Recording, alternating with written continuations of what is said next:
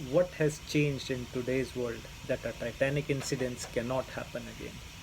हाय guys, मैं Rahul Kapoor, chief officer in merchant navy, and इस बार एक नए और बहुत इंटरेस्टिंग टॉपिक के साथ वापस आए हैं कि ये जानें कि आज के ज़माने में और आज के शिप्स में क्या फ़र्क है ऐसा कि जो टाइटैनिक डूबा था वो केस फिर नहीं हो सकता, या उसके लिए क्या ध्यान दिया गया।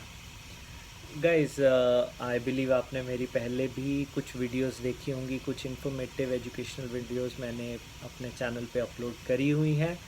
इफ़ नॉट, आई रिक्वेस्ट कि आप सारे उसको जाके देखें। That will be really helpful for the new beginners and few informations जो एक हर किसी को who is associated with shipping उसको जाननी चाहिए, उसको पता होनी चाहिए।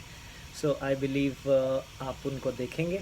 एंड इस वीडियो के साथ हम लोग एक नए टॉपिक पे बात करते हैं कि अक्सर दुनिया पूछती है कि इतने बड़े जहाज़, टाइटैनिक जैसे इतने बड़े जहाज़ के साथ इतना कुछ हो गया, डूब ही तो गया, तो what is your safety. Guys, we have worked a long way आगे उस सिचुएशन से जो कि हुई थी। एंड शिपिंग या कोई भी इंडस्ट्री इवॉल्व करती रहती है कॉन्टीन्यूसली, तो उसमें डेवलपमेंट्स होती है, चेंजेस आते हैं, तो उस तरीके से वो इवॉल्व होके बेटरमेंट के लिए आगे बढ़ती है।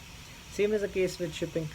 अब एक इंसिडेंस हो गया, एक बहुत बड़ा प्लान था, एक वो बहुत बड़ा डिज़ास्टर में चेंज हो गया, लेकिन उससे कुछ तो सीखा होगा, उससे कुछ तो आया होगा हमारे दिमाग में जिससे हमने इस शिपिंग को या शिप कंस्ट्रक्शन को चेंज किया, और उस चीज़ से ना वैसा सिचुएशन आए या उस चीज़ से हम कैसे बच सकें, वो चीज़ कुछ ना कुछ तो ईजाद करी होगी।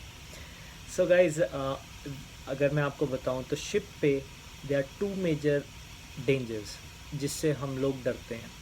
एक फायर, दूसरा फ्लडिंग।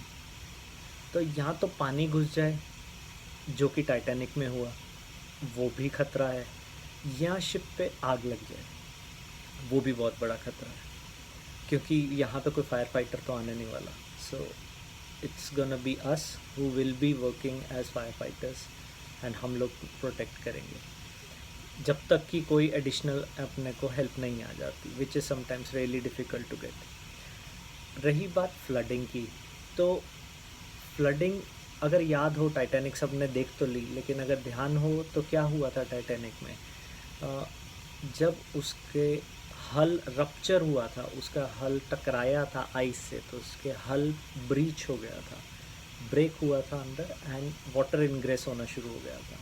तो नीचे वाले कंपार्टमेंट में भरते भरते भरते भरते वो चीज़ इंजन रूम तक आ गई, इंजन रूम के बाद एकोमोडेशन में आने लग गई, एंड धीरे धीरे करता जहाज टिल्ट हो गया। अब ये चीज़ हमेशा इसी वजह से, यही मेजर रीज़न था। वो इनग्रे जो हल रप्चर हुआ था, that was not the major reason. The reason was कि वो कहीं पे रुक नहीं रहा था। उसको आ तो गया, पानी तो अंदर आ गया, बट कहीं तो रुके।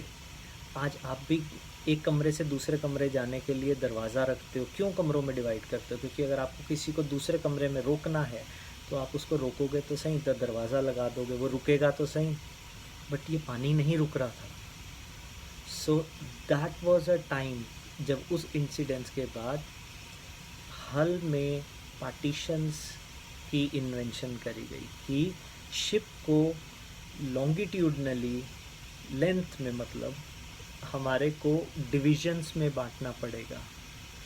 और वो कितनी डिविजन्स होंगी, किस रेशो में होंगी to the length of the vessel, वो हमारी स्टडीज़ होती है जो कि चीफ में पढ़ाया जाता है हमारे को। तो हर हल साइज, हर शिप की लेंथ के साइज़ के ऊपर डिपेंडेंट होता है कि कितनी पार्टीशंस करे जाएंगे। अब वो पार्टीशन का क्या मतलब है? जब below the deck level, deck होता है जहाँ मेन डेक लेवल जहाँ पे आप खड़े होते हो, तो नीचे अंडर वाटर एरिया शुरू हो जाता है। तो उस लेवल से नीचे जितना भी पोर्शन होगा, that has to be water tight. जितने कंपार्टमेंट्स होंगे, डिविजन्स होंगे, उससे शिप को कंपार्टमेंट्स में बांट दिया जाएगा, and they have to be water tight compartment. दो चीज़ें होती हैं, water tight and weather tight. जब हम मेन डेक से नीचे बात करते हैं तो everything has to be water tight. That means वो उतने लेवल, पूरी हाइट तक के लेवल के वाटर का प्रेशर झेल सकता है। ऑन शिप कोई वॉल्स नहीं होती, कुछ वॉल्स नहीं कहलाती, इट्स ऑल बल्कहेड्स। तो जो बल्कहेड्स हैं they have to be with water tight bulkheads, and उससे हमारे को शिप को कंपार्टमेंट्स में बांध देना चाहिए। चाहे वो एक, अगर कार्गो शिप है तो वो होल्ड्स बढ़ जाते हैं, अगर कोई वेसल है, स्पेशल पर्पस वेसल है, तो नीचे अगर आपके टैंक्स हैं, वाटर बैलास्ट टैंक्स, तो उनके बल्कहेड्स उनको बांध देते हैं उस तरीके से। और अगर कोई और पैसेंजर शिप है तो उसमें डिविजन्स जो होंगी with respect to living quarters वो बांट दी जाएंगी। मगर अगर कहीं पे इनग्रेस होता है पानी का, कोई एक्सीडेंट होता है जिससे पानी आ जाता है हल रप्चर करके, तो वो उस एक कंपार्टमेंट में कन्फाइन हो जाएगा, उससे आगे नहीं जाएगा। एंड हमारे पास शिप पे हमेशा कैलकुलेशंस रहती हैं, इसीलिए बनाई गई आफ्टर दोज इंसिडेंट्स, जिसको कहते हैं damage stability calculations.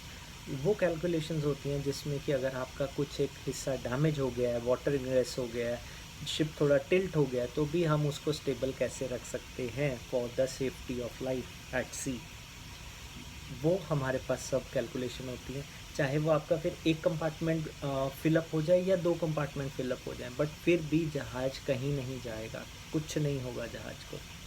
So this was a great invention which happen after the incidents of Titanic, जिससे अब के शिप कभी वो चीज़ को फेस नहीं करते। हाँ, there are incidents, there are accidents जिसमें इनग्रेस हुआ है, बट ऐसे नहीं होता कि वो पूरे जहाज़ पे फैलता गया, पानी पूरा भरता गया और एट लास्ट जहाज़ डूब गया, ऐसा नहीं होता। So guys, I hope my information was informative for you, and I hope you liked it. So please view all my other videos as well. I hope to see you all again with a new topic next time. Thank you.